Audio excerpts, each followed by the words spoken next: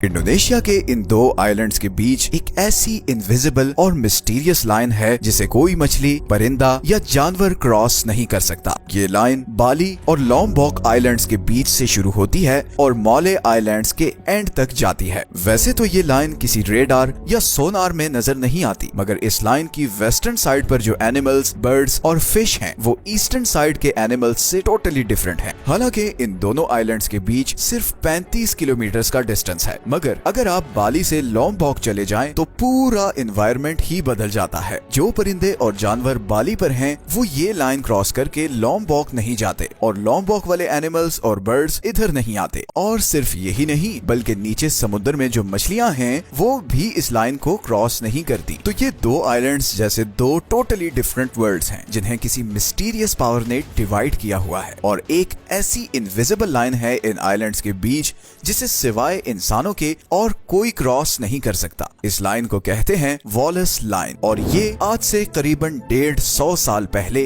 Alfred Russell Wallace नाम के एक ब्रिटिश एक्सप्लोरर ने डिस्कवर की थी। आप में से जिन लोगों ने स्कूल में बायोलॉजी पढ़ी है वो रसल वॉलस को नेचुरल सिलेक्शन के कॉन्सेप्ट की वजह से जरूर जानते होंगे। अब अल्फ्रेड रसल की भी बड़ी ही इंटरेस्टिंग स्टोरी है। वो 1823 में इंग्लैंड के एक गरीब घर में पैदा हुआ। वॉलस के फादर एक कार्टोग्राफर थे, मतलब वो मैप्स बनाते थे और इसलिए वो डिफरेंट जगहों पर ट्रैवल भी करते थे। वॉलस को पढ़ने लिखने का बहुत शौक था, मगर गरीबी की वजह से बहुत छोटी उम्र में ही उसे अपनी एजुकेशन छोड़ के अपने फादर के बिजनेस में आना पड़ा। और उसकी लाइफ का यही डिसीजन एक दिन पूरी दुनिया में उसे मशहूर करने वाला था। अपने फादर के साथ डिफरेंट जगहों पर ट्रैवल करके वॉलस को ज्योग्राफी और वाइल्ड लाइफ में बहुत ज्यादा इंटरेस्ट हो चुका था। वो जिस भी नई जगह जाता वहाँ के कुछ पेड़, पौधे और इंसेक्ट्स अपने साथ ले आता। इसी शौक में 1854 में वॉलस अपने चंद साथियों के साथ इन मॉले आइलैंड्स के सफर पर निकला। वो पहले इधर सिंगापुर आया, फिर यहाँ से वो इंडोनेशिया गया और अच्छी तरह घूमा और फिर आखिर में वो यहाँ बाली आइलैंड आया। वॉलस को बाली और उसकी वाइल्ड लाइफ बहुत पसंद आई। वो वहाँ के एनिमल्स और प्लांट्स को डिटेल में एग्जामिन करने लगा। उसे वहाँ बहुत से टाइगर्स, राइनोस, एलिफेंट्स और बहुत से परिंदे जैसे वुडपेकर और पैरट्स वगैरह नजर आए। वो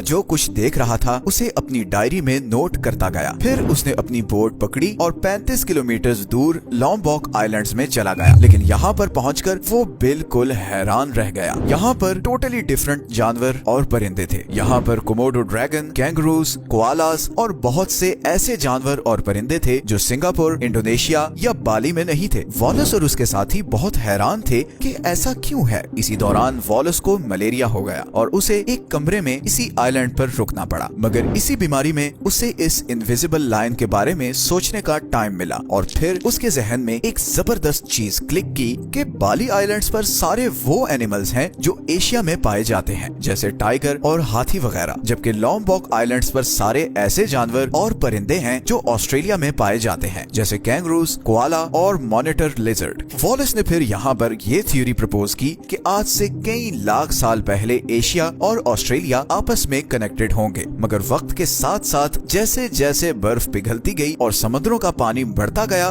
वैसे वैसे ऑस्ट्रेलिया और एशिया एक दूसरे से दूर होते गए और नतीजतन बीच में समुद्र आ गया और ऐसे आइलैंड्स बन गए। जो जानवर उस वेस्टर्न साइड पर थे वो बाली और बाकी एशिया में रह गए और ईस्टर्न साइड वाले इधर लॉम्बॉक और ऑस्ट्रेलिया में ही रह गए। अब क्योंकि बीच में समुद्र था तो टाइगर, एलिफेंट या कैंगरूज जैसे जानवरों के लिए समुद्र को तैर कर क्रॉस करके दूसरी तरफ जाना इम्पॉसिबल था। तो एक मिस्ट्री तो सॉल्व हो गई। अब दूसरी मिस्ट्री ये थी कि परिंदे ये लाइन क्रॉस क्यों नहीं करते। लॉम्बॉक से बाली और बाली से लॉम्बॉक कोई परिंदा क्यों नहीं आता। वॉलस ने जब बाली और लॉम्बॉक आइलैंड्स पर पाए जाने वाले बर्ड्स पर दोबारा गौर किया तो उसे इस सवाल का जवाब भी मिल गया। बेसिकली इन दोनों आइलैंड्स पर नॉन माइग्रेटरी बर्ड्स रहते हैं। असल में बर्ड्स की दो टाइप्स होती हैं। एक होते हैं माइग्रेटरी बर्ड्स जो हजारों किलोमीटर्स का सफर करते हैं, जैसे आर्कटिक टर्न जो हर साल करीबन 90,000 किलोमीटर का डिस्टेंस ट्रैवल करके साउथ पोल से नॉर्थ पोल जाते हैं। इसी तरह साइबेरियन क्रेन्स हैं जो सर्दियों में रशिया से 5 से 10,000 किलोमीटर ट्रैवल करके चाइना, इंडिया और पाकिस्तान आते हैं। इन परिंदों के बहुत ही स्पेशल पर होते हैं जिसकी वजह से ये बहुत देर तक समुद्र के ऊपर उड़ सकते हैं। ये बिल्कुल किसी एयरप्लेन की तरह अपने विंग्स फैला लेते हैं और फिर 10-10 हजार किलोमीटर तक ऐसे ही रहते हैं। लेकिन इधर ईस्टर्न एशिया में और स्पेशली इंडोनेशिया में जो परिंदे हैं वो नॉन माइग्रेटरी हैं, मतलब वो जिस जगह पैदा होते हैं वही बस उधर ही 1 से 2 किलोमीटर की रेंज में उड़ते रहते हैं। इसीलिए इन बर्ड्स के लिए ये 35 किलोमीटर का समंदर क्रॉस करना इम्पॉसिबल है। तो एनिमल्स और बर्ड्स की तो समझ आ गई कि वो ये लाइन क्रॉस क्यों नहीं करते। अब बाकी रह जाती हैं फिश या दूसरे समुद्री जानवर। फिश के लिए ये लाइन क्रॉस करनी क्यों मुश्किल है, ये बात वॉलेस को भी समझ नहीं आई, क्योंकि उस वक्त प्लेट टेक्टोनिक्स का कॉन्सेप्ट डिस्कवर नहीं हुआ था। आज के मॉडर्न टाइम्स में तो हम सब जानते हैं कि हमारा ये प्लेनेट स्टैटिक नहीं बल्कि डायनामिक है। ऊपर से स्मूथ नजर आने वाली इस जमीन के अंदर बहुत सी मूवमेंट्स हो रही होती हैं। हमारी जमीन की सरफेस के नीचे बहुत सी प्लेट्स हैं जो आपस में टकराती हैं, जिसकी वजह से हमारे प्लेनेट पर बहुत सी चेंजेस होती हैं। जैसे आज हम ये जानते हैं कि तकरीबन 335 मिलियन ईयर्स पहले हमारे सारे कॉन्टिनेंट्स इकट्ठे थे और हमारी जमीन में बस एक ही कॉन्टिनेंट था जिसे पैंजिया कहा जाता है। फिर टेक्टोनिक प्लेट्स की मूवमेंट की वजह से अगले कई करोड़ों सालों में ये सारा कॉन्टिनेंट टूटकर डिफरेंट कॉन्टिनेंट्स में डिवाइड होता गया। जैसे 45 मिलियन ईयर्स पहले आज जिसे हम इंडियन सब कॉन्टिनेंट कहते हैं वो ऑस्ट्रेलिया का हिस्सा था और टेक्टोनिक प्लेट्स की वजह से वो यहाँ से टूटकर ऊपर यूरेशियन प्लेट से जाकर मिल गया। इस टकराव के नतीजे में दोनों प्लेट्स की जमीन ऊपर उठकर फोल्ड हो गई और दुनिया की सबसे बड़ी माउंटेन रेंज वजूद में आई जिसे आज हम हिमालयास कहते हैं। ये जो प्लेट्स के जॉइनिंग पॉइंट्स होते हैं ये बहुत वॉलेटाइल होते हैं और ज्यादातर अर्थक्वेक्स यहीं से ओरिजिनेट होते हैं। इसीलिए साउथ एशिया में आने वाले ज्यादातर अर्थक्वेक्स हिमालयास हिंदुकुश रेंज में ओरिजिनेट होते हैं। इसी तरह ये मलेशिया, सिंगापुर और इंडोनेशिया का सारा एरिया भी एक बहुत बड़े टेक्टोनिक शिफ्ट का शिकार हुआ था, जिसकी वजह से यहाँ बहुत सी वॉल्केनिक इरप्शंस होती रहती हैं और इसीलिए इन आइलैंड्स के बीच जो समुद्र का हिस्सा है वहाँ पर वाटर करंट इतना तेज है कि किसी भी फिश के लिए उसे क्रॉस करना बहुत मुश्किल है। इसीलिए सिर्फ 35 किलोमीटर दूर होने के बावजूद ये कोमोडो ड्रैगन्स तैर के बाली आइलैंड्स तक नहीं जा सकते और ना उधर से कोई फिश इस आइलैंड तक आ सकती है। तो ये टेक्टोनिक प्लेट शिफ्ट्स ही सबसे बड़ी वजह है इस इनविजिबल लाइन की। गो के ये थ्योरी वॉलेस की डेथ के बहुत साल बाद आई थी, मगर देखा जाए तो उसका 150 साल पहले निकाला गया कंक्लूजन बिल्कुल ठीक था। हमारी दुनिया में ऐसी और भी बहुत सी इंटरेस्टिंग और मिस्टीरियस जगह हैं जिन्हें हम आने वाली वीडियोस में एक्सप्लोर करेंगे। जैसे अभी कुछ दिन पहले ही हमने एक वीडियो बनाई थी जिसमें दिखाया था कि समुद्री जहाज साउथ अमेरिका के नीचे से क्यों नहीं गुजरते। आज की वीडियो के एंड में आपको उस वीडियो का लिंक भी मिल जाएगा।